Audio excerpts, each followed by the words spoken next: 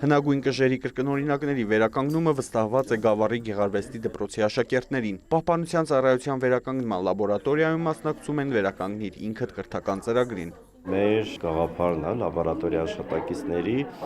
որպեսզի ինչ-որտեղ նաև վաղ տարիքից երեխաների մոտ տեղեկացնենք, ինֆորմացնենք ու գործնականում նաև իրենք էլ աշխատեն եւ իմանան ով է վերականգնողը, ինչ դեր ունի վերականգնողը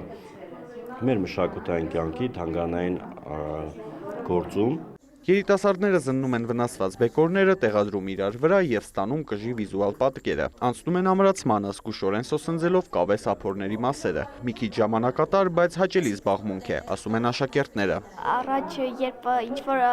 կուրեր են եղել, ծաղկամաններ են եղել, որոնք կոտրվել են, հայտնաբերել են հնագետները եւ կոտրված է եղել, մենք փորձում ենք հավաքել այդ կոտրված մասերը եւ ստանալ այն ամենը, ինչը սկզբում եղել է։ Ման եմ եկել, որ այն մասը, որտեղով այս օրինակ այս մասը այսինքն կլինի, որ նա կպնի ու իր կառուցվածքը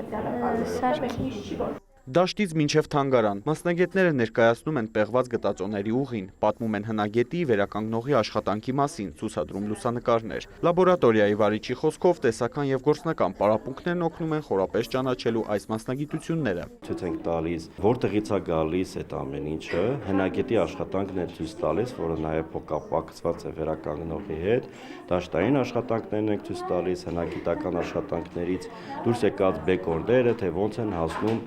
լաբորատորիայի, որտեղից գնում են դեպի թանգարաններ։ Լաբորատորիայի մասնագետները կարևորում են դպրոցականների հետ շփումները, ակնկալելով նրանցից շատերին հետագայում տեսնել իրենց շարքերում։